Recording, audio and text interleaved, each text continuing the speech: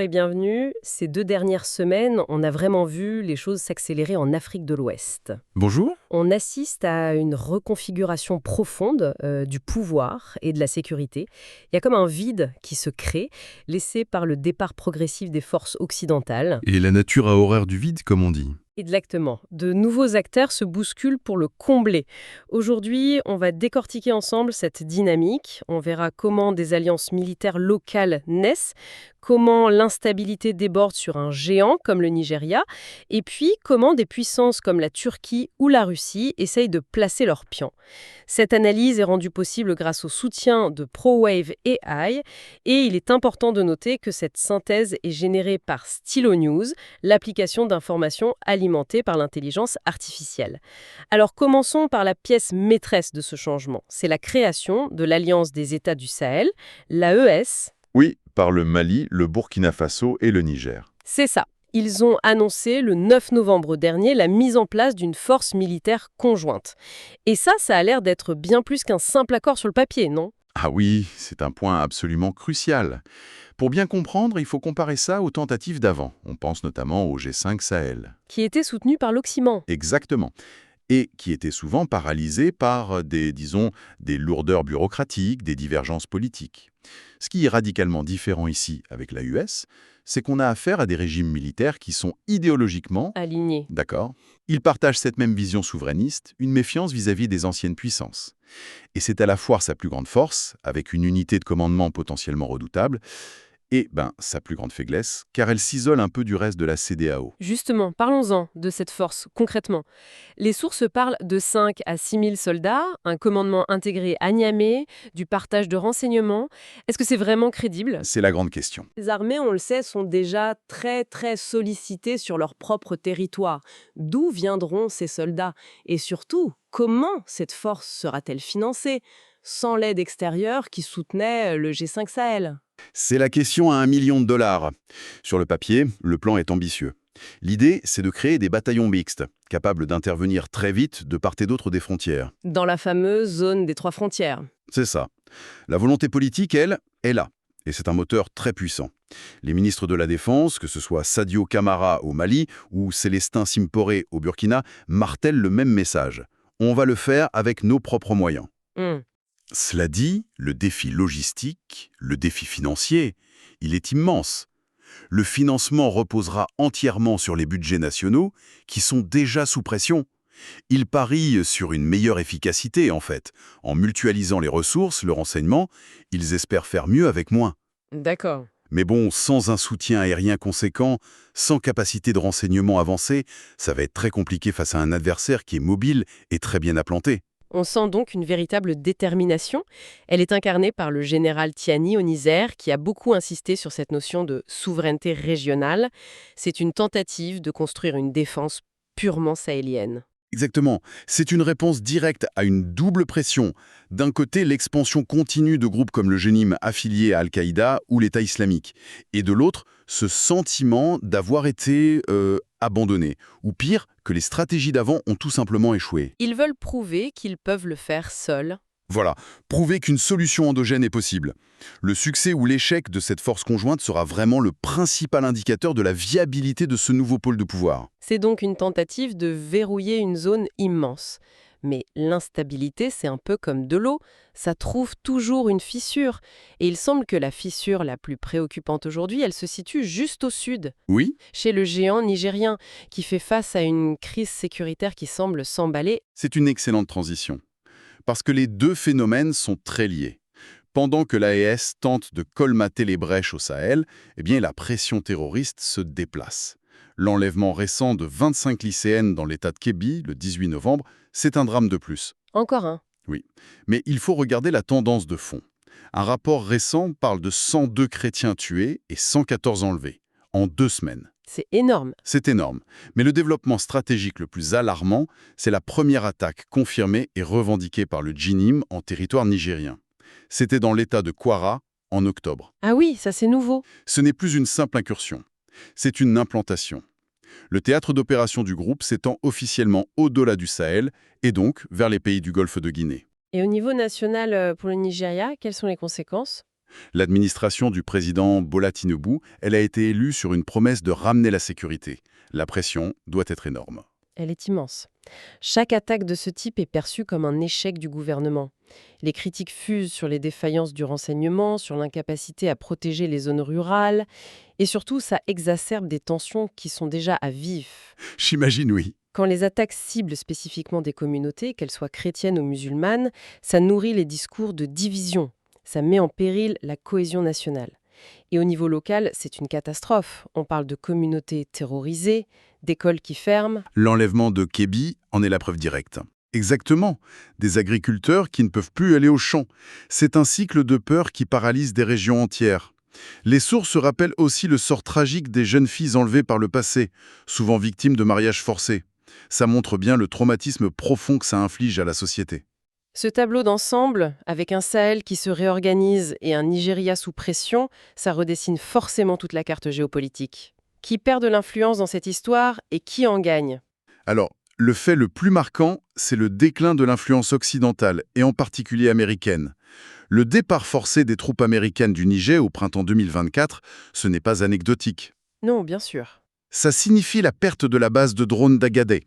C'était l'œil de Washington sur toute la région. Un rapport utilise le mot « aveugle », et je pense que c'est assez juste. Sans cette capacité de surveillance, la détection des mouvements des groupes terroristes, la planification d'opérations, tout ça devient extrêmement compliqué. C'est une perte stratégique majeure. Et ce qui est fascinant, c'est de voir à quelle vitesse ce vide est comblé. On a un exemple très concret qui date d'il y a quelques jours à peine. Le premier salon de la défense au Mali, le BAMEX 25. Et ce ne sont pas les entreprises américaines ou françaises qui étaient en vedette. Non, absolument pas. Ce sont les entreprises de défense turques qui étaient les principales participantes. Et ça, c'est un signal très fort du pivot stratégique qui est opéré par Bamako, mais aussi par ses alliés. Ils se tournent vers Ankara. Oui. Pour l'équipement militaire, notamment les fameux drones Bayraktar, qui ont prouvé leur efficacité ailleurs, la Turquie offre une alternative technologique sans tout le bagage politique, sans les conditionnalités qui accompagnent souvent les partenariats occidentaux. C'est une offre plus directe. Très attractive pour ces régimes en quête de souveraineté, oui. Et ce n'est pas un cas isolé. Nos sources indiquent que même la République démocratique du Congo a profité du salon pour renforcer ses liens avec l'AES et la Russie. Parlons de la Russie, justement. Quelle est sa position dans ce grand jeu? On l'entend soutenir diplomatiquement l'AES, mais sur le terrain, concrètement, qu'en est-il? Le rôle de Moscou est complexe, plein de contrastes. Sur le plan diplomatique, le soutien est sans équivoque. La Russie dénonce les manœuvres de déstabilisation étrangère. Elle se présente comme le partenaire naturel des nations souveraines. D'accord, ça c'est le discours. C'est le discours. Mais sur le terrain, la situation est plus nuancée. Plusieurs sources rapportent une efficacité militaire en baisse, une influence réduite de ses contractants, l'Africa Corps qui a succédé à Wagner. Ah oui, c'est... Il semble qu'ils aient subi des revers opérationnels et que leur attention soit un peu dispersée sur d'autres fronts mondiaux. Leur impact réel semble donc, pour l'instant, inférieur à la portée de leur discours. Face à cette situation si mouvante, la communauté internationale, elle, semble un peu perdue. On a l'impression que les réactions partent dans tous les sens. C'est le moins qu'on puisse dire. La réponse est très fragmentée. D'un côté, on a des mesures prudentes. Le Royaume-Uni, par exemple, a émis des avertissements de voyage pour 21 États du Nigeria. C'est un indicateur. De l'inquiétude grandissante. Voilà. Et de l'autre, on a des tensions diplomatiques très fortes, notamment entre les États-Unis et le Nigeria. La menace d'une intervention militaire brandie par l'ancien président américain Donald Trump, au motif d'une persécution présumée des chrétiens. Ça a dû être très mal perçu. C'était très mal perçu à Abuja, ça a provoqué un tollé, et ça a même uni la jeunesse et le gouvernement nigérien autour du principe de souveraineté nationale. Et au-delà des déclarations, est-ce que ça pourrait avoir des conséquences concrètes? On parle d'une possible désignation du Nigeria par le Congrès américain. Oui, et c'est un point à surveiller de très très près. Le Congrès envisage de désigner le Nigeria comme un pays particulièrement préoccupant en matière de liberté religieuse. Ce qui n'est pas rien. Non.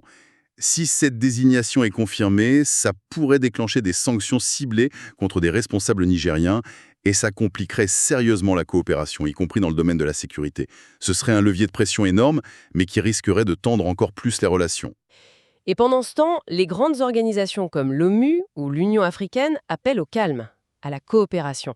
Est-ce que ces appels ont une chance d'être entendus? C'est toute la difficulté. Le secrétaire général de l'ONU, Antonio Guterres, exhorte les États du Sahel, qu'ils soient de l'AES ou de la CEDEAO, à dépasser leurs divisions pour faire face à une menace qui les concerne tous. L'Union africaine tient le même discours. Mais la méfiance est là. Elle est profonde. La fracture entre l'AES et la CEDEAO, aujourd'hui, elle est autant idéologique que politique. Unir ces deux blocs pour une coopération sécuritaire, ça semble, à court terme en tout cas, très compliqué.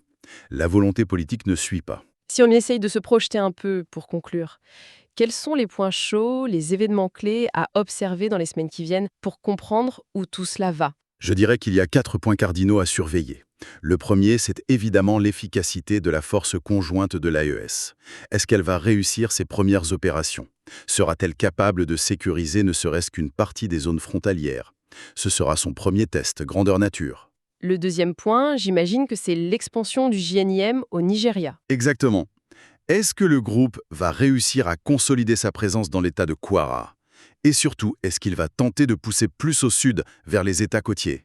Si ça arrive, ce serait un tournant stratégique majeur qui menacerait des centres économiques vitaux pour toute la région. Ensuite, il y a cette décision du Congrès américain, qui semble imminente. Oui, la décision sur le statut du Nigeria est attendue autour du 20 novembre. Ses implications diplomatiques et potentiellement économiques seront très importantes, quel que soit le verdict. Et le dernier point? Le quatrième, ce sera de voir si une médiation, peut-être menée par l'ONU, réussit à jeter des ponts entre l'AES et le reste de la région, pour créer une plateforme de sécurité plus large.